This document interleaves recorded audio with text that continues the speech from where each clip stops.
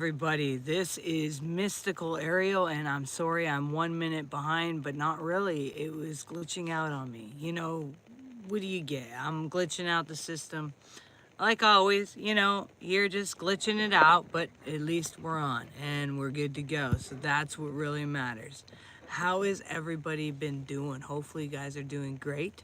Hopefully, you have been enjoying your day. We're on at a different time tonight, so we'll see who comes tonight. I'm sure it's going to be probably not the typical people that'll come on, and that's okay. But we're going to talk about this prison system, this reality that we call this prison system that we call reality. We're going to discuss this today. We're going to go deep and talk about all the different things that we've been lied to about, all that stuff. For centuries, mystics, philosophers, and truth seekers have whispered that the world is not what it seems. That Plato called it the cave where shadows on the wall are mistaken for reality. And so many things we've allowed in our lives to be our reality. The Gnostics called it the mistaken for reality. They called it the counterfeit creation, a prison designed to keep you from, remembering who the heck you are and the truth. And you were never born into freedom, even though you think you might have been. You were born into a careful, crafted illusion that many of us get entrapped in and takes many years, sometimes feels like a lifetime to unravel from. See, your entire sense of self, your fears, your desires, your limitations, is not your soul. It's a program built from trauma, repetition, cultural conditioning, every belief you hold about your worth, your purpose, and even your own body were planted there long before you could even question it. It's a program. It's been simulated into you. Your neural pathways have been wired for obedience, consumption, and survival, not for liberation. You've been a slave, and you had no idea. You even lock your own prison cell every night, on your own doing. Even science. Modern neuroscience confirms that our brain doesn't distinguish between truth and repeated information. So if from school, from birth, from your parents, from religions, and the world around you, you've been repeatedly taught the same things, then it seems that we start to believe the repeated things rather than the actual truth now, don't we? It's simple. It's just encodes what it hears most often. That's all this has been doing. It's like a computer program, and it got all this embedded lies into it. How's it going? And all these embedded lies you took on and you believe them as truths. And they're nothing more than lies. You combine this with the fact that epigenetics shows that trauma is stored and passed down in your cells for generations. And then you realize that you are literally carrying the prison in your DNA. And let me tell you how I know this is really true. I've experienced this. I died. I left this body more than once. I paid for my own dang funeral, and when I returned, they never seen anything like it, but I spat out some white, grayish dust. So probably from being cremated. Because on my theory, I went to my funeral and everything. And I went through all this stuff on this other side. The mirrored image. I knew the truth of my existence, all the existences, and I got to hold those memories and bring them back. But guess what? I jumped into this body that died full of trauma, full of stuff, full of things to walk through. The cells that remembered, even though I held the truth, I had to still walk through these things to teach this body, these cell memories, the real truth. So it's not enough to just know here. It's not enough to just let it connect here either. It's a full thing. So just because you went on some ayahuasca journey and some experience for a weekend, and I believe in plant medicine, don't get me wrong, completely, even go and do these things. I've traveled last summer. I was off traveling doing plant medicine ceremonies and helping people with them. So it's not, I've been part of those types of studies and everything, but there's a time and a place. And, you know, some people, maybe that's not their journey, that they need to have something different. So there's this thing about gazing into the mirror. And I want you to pay attention for a second. Because the thing is, when we gaze into the mirror and we really gaze deep beyond just the face that you're looking at, because that's what you're just taught. Oh, look. Damn, there's this mark on my face, or dang, my hair looks horrible, or what, you know, dang, you guys should have seen what you all did. You got to see my hair. It was all different kinds of things, but no one stopped for a moment to understand my hair was just growing back. So it was all over different sizes. Anyways, the thing is this, when you gaze into the mirror and you go deeper, guess what? It's in your eyes is the galaxies. The entire galaxy is within your eyes, and you go even deeper. You know, it's you get these swirls in your eyes, and you're a stardust. You're a structure matches the patterns of the cosmos, and the spirals, branches, fractals, and the same geometry, and that shapes the galaxy, shapes your the veins in the leaf, and the neurons in your brain. Why do they all match all these patterns? They're phenomenal, you guys. Okay, hang on. Sorry. You guys got so many comments, and how's it going? I love you. How's it going, Dash? Good to have you. Good to have you. Starfire, hello. Thank you for doing. We got Quinlow. Yo, hello, everybody. I love my hairstyle. All right, thank you. Anyways, religion told you that God was far away. Science told you you're just an accident, and they both lied to you. You are a living blueprint. Volvitas, what about Down syndrome? I used to work with special needs. I used to actually be a special needs Olympics coach. We did special needs Olympics coach for gymnastics, and it was pretty amazing. Those guys will tell you smarten up too. They'll tell you gaze deep. You know, there's some where you get some real truth right there. Anyways, look at the wild. Nature doesn't ask permission. It doesn't ask you permission for the tree. The tree doesn't go, hey, man, I'm really sorry that I'm growing and I'm giving you shade. You know, excuse me, let me just, you know. No, it doesn't apologize for going towards the sun. And the ocean doesn't, you know, negotiate with the tide at all. It just does its thing. You know, psychology, they actually say, you know, that nature is healing. They have psychological studies that show, you know, eco-psychology, they actually call it. And it shows that nature reduces stress. It rewires the brain, lowers the blood pressure, and restores the nervous system. Why? Because you're not separate. You're one with it. See, look at this world. It's herded you all into these little cities and separated from nature. You put, you know, rubber on your souls so you don't even get the right energy or anything like that. Think about it. You know, you are a living system designed to heal when in alignment. You guys, listen to this. I'm not even joking. Like, just like, not even like it was just like, not even last week or the week before. I don't know. One of these weeks, just very recently. Literally, my doctors called, and my friends were all around supporting me and helping me while I was going through this. But they told me I was between coma and dying, that my adrenal system was collapsing. Not much you can do with that. They were wanting me to go in, and then I talked to one doctor and said, yo, man, come on. It's on record that I was in hospital. It's on record I died. It's on record I came back, and I've been going for a while. Let's go on resurrection. Let's go and reset. So we're doing some adjustments. I won't know for about a month where it's all at yet. But hey, right now, I feel better than I have in a long time. And I feel like the stuff that I'm doing is working. Because why? We are designed. So I had to tell my mindset. I had to meditate, focus energy. I'm putting things in my body too. And I'm using all natural. And I'm working hard.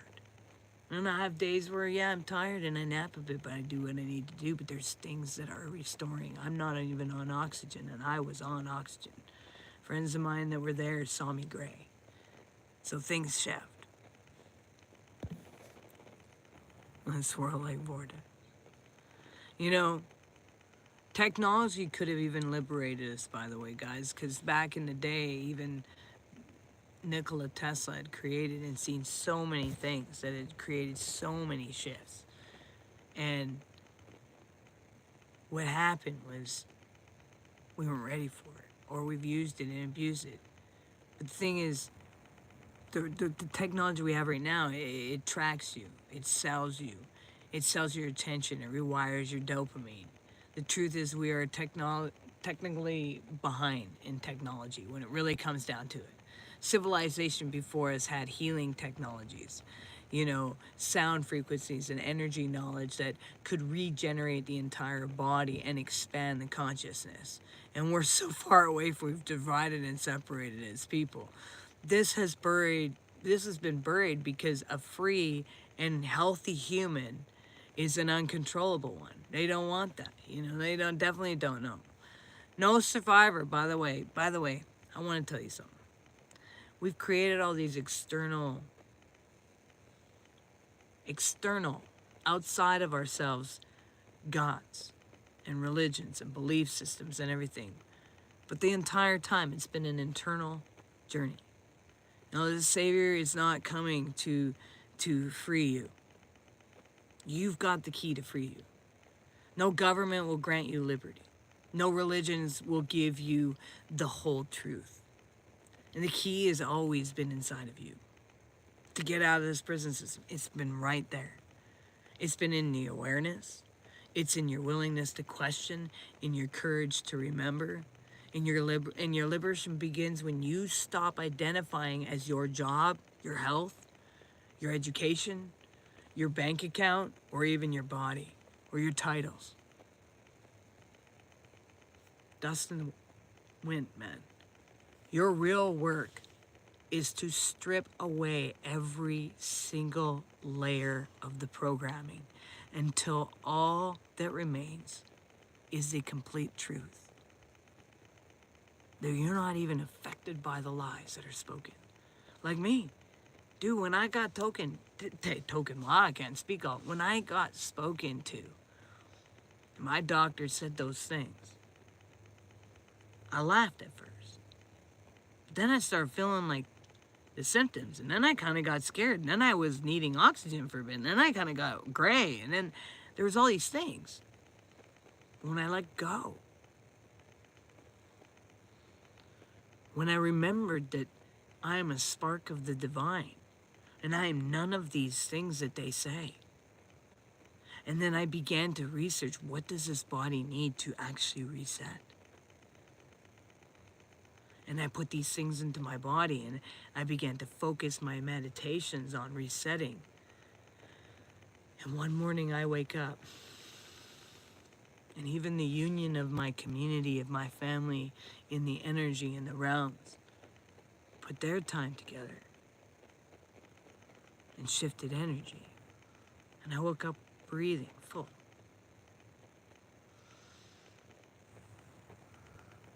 Color came back. Even in a time when I was having a hard time breathing, some things were gifted that just brought me a reminder to take a deep breath. And I was flying high above the sky. It was literally my first day of actually going without oxygen.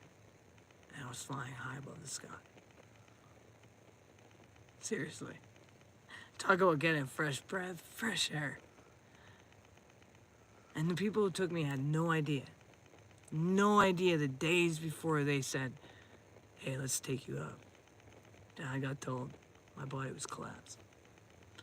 I don't feel like it is, guys. I'm excited to find out what the results are, and I'm excited to scare some doctors. So, we'll see what happens. I have a habit of scaring them. I'm supposed to be paralyzed from the neck down with a trachea, with oxygen and everything. You know how I know that? Because when I show up at the hospital and they see my records, they don't know what to do with me. I could show you them. I can literally put my MRIs out publicly and go, there you go. Go see them. And you all go shake your heads and won't understand how I walk, how I do anything that I do. I longboard. I go out, you know. I shouldn't be able to sit there and let my dog pull me on my longboard. My back and neck on MRIs are broken beyond. And I'll never forget the day my doctors told me I was going to be paralyzed from the neck down. I said to my best friend, I looked over at the doctor and I said, fuck you, I'm walking out. I walked out weeks later. Many weeks later, I walked out. And to this day, I terrify and scare the crap out of doctors. I have a compression on my brain stem.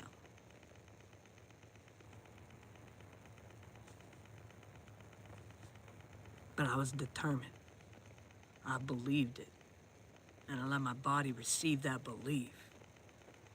And there was no magic, anything that I did other than I believed I was going to walk and nothing.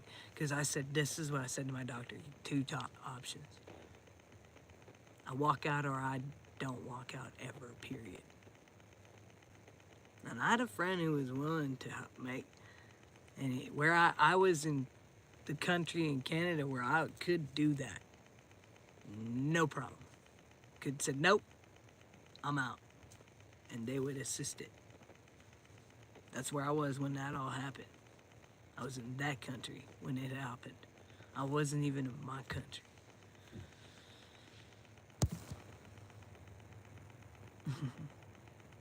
Swirl like vortex. Anyways, you guys, what I'm trying to tell you is somebody who's been handed many diagnoses and told many times he ain't gonna make it and has many, many witnesses of watching me being told I'm not gonna be making it. Been witnesses watch me literally lights out, heart dead, zzz, nothing there, gone. Left this body completely, left the planet, left the earth, witnesses. And me go, whoop, I hear you guys going back. They've seen it. And I'm going to tell you, we are not this bodies. We are not our diagnosis. We are not our titles. We are not our jobs. And this world's been lying to us for a long time. And it's feeding off of you believing its fears. Alright. Now make sure you do one thing towards your dreams every single day because it brings you one step closer. Make sure you recognize you're valuable and you matter and you are all unique puzzle pieces, a part of the ultimate puzzle of the cosmos. And you guys all make sure you enjoy life. And let me get back at here. You got your comments going on. We got Keith. Vine, how's it going? Love and support what are we mastering tonight? I don't even know. I never call anything mastering because the moment I do, the next day I know I still got to go master it again. And we got Quilo. Watching this from Rikers. Nice. Love your channel. The key to time travel is the mirrors and water. Darn straight. It's dangerous. So, oh come on, man, we can have some fun. No, my ass. I brought it back from I don't know what year. So,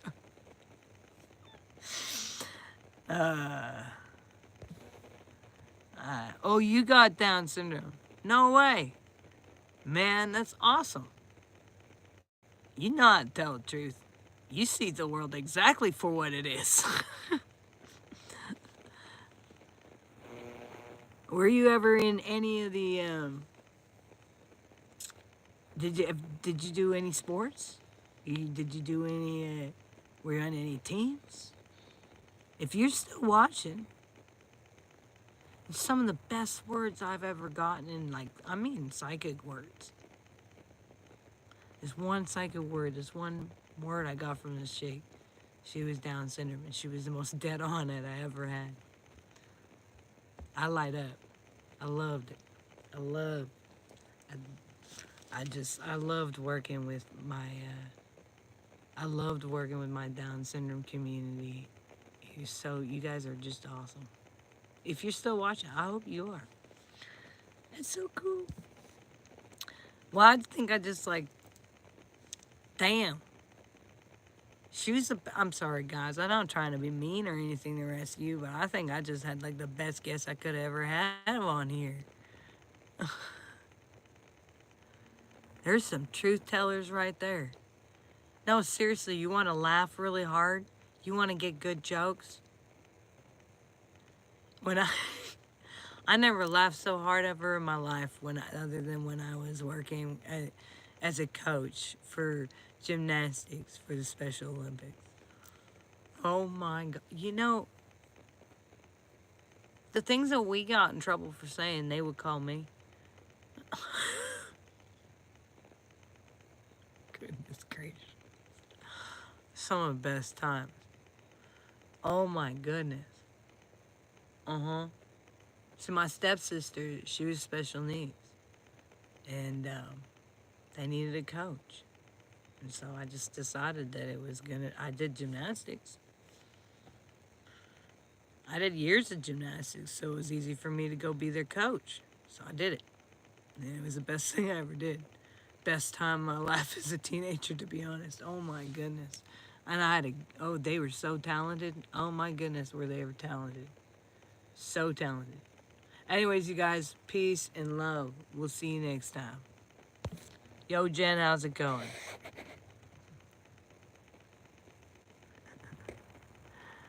All right, love y'all. Much love.